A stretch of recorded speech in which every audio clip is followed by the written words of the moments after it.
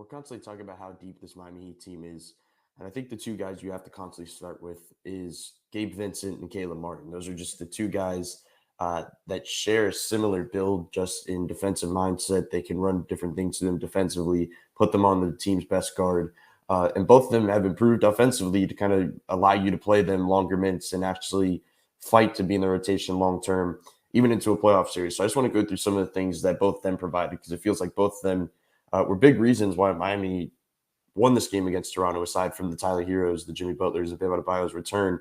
And it's more offensively showing than defensively. I feel like we've said so many things about them defensively. We know what they are now on that end of the floor. That offensively is the part that we keep noticing.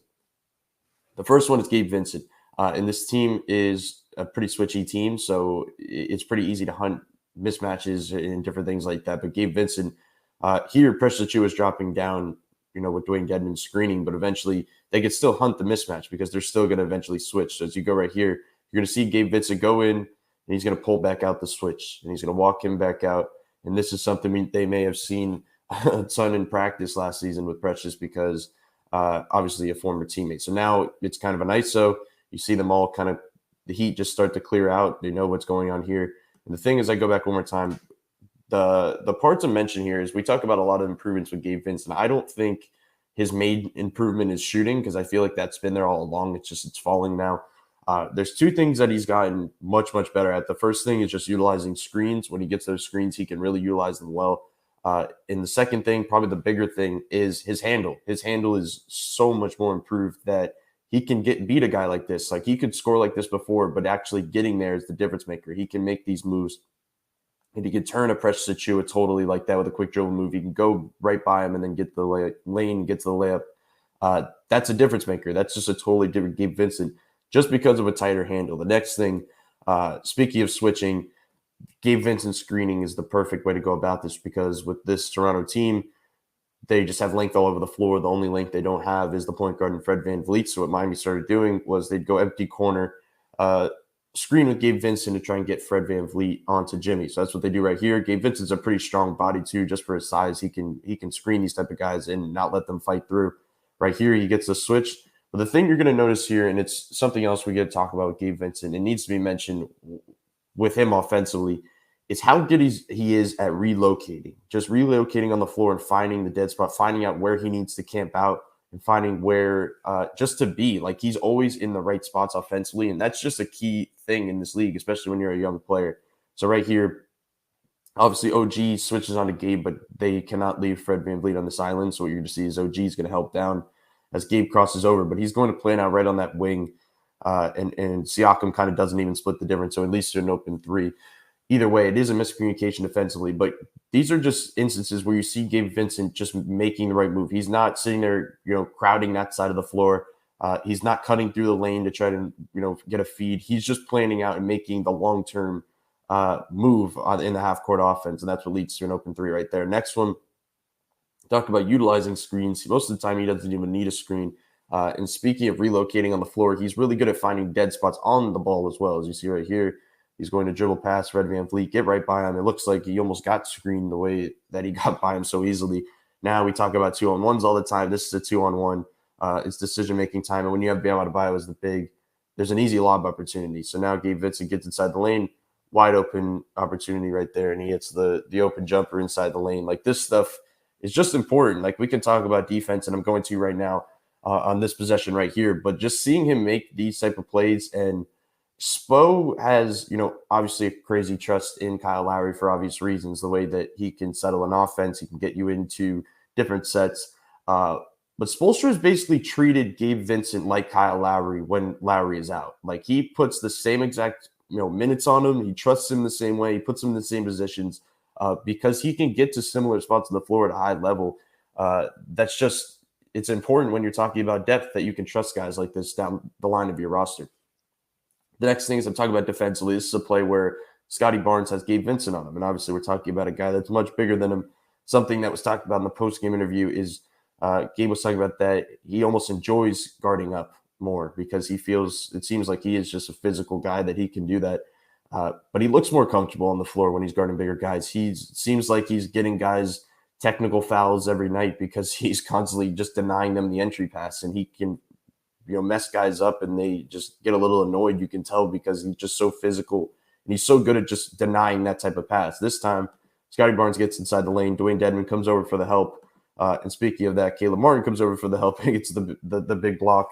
Gabe Vincent comes back over when they retreat the balls. They go back more time. They get the ball back.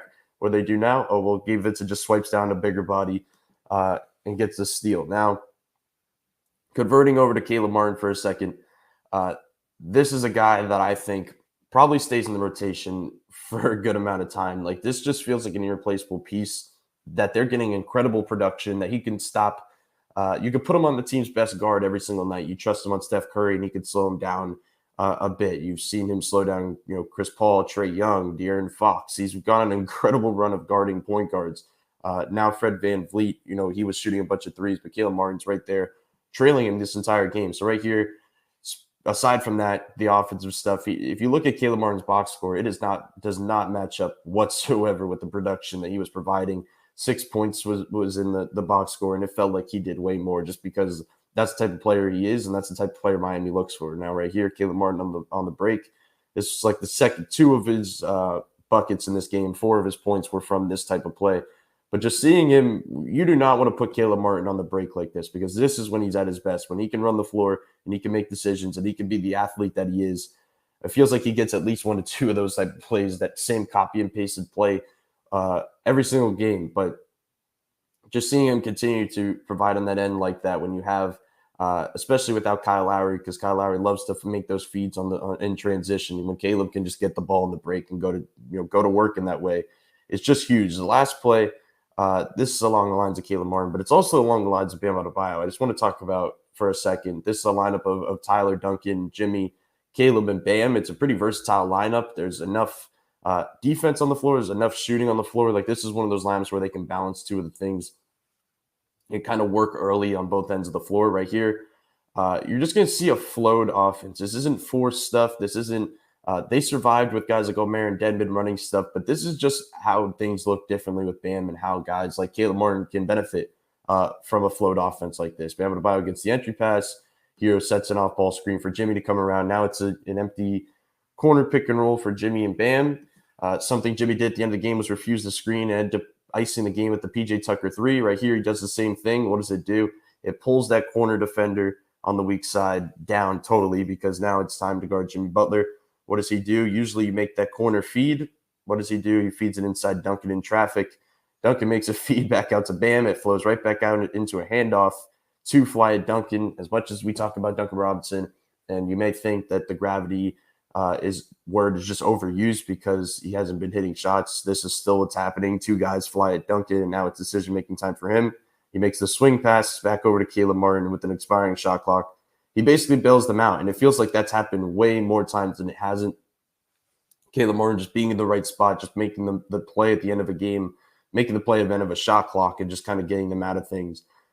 He's that final swing guy. He's that final pass guy that they're going to rely on when other guys are being overplayed. When you have 2 on Duncan, when Tyler Hero's that first swing pass, of course that guy's going to not split the difference. He's going totally at Tyler at the end of a shot clock.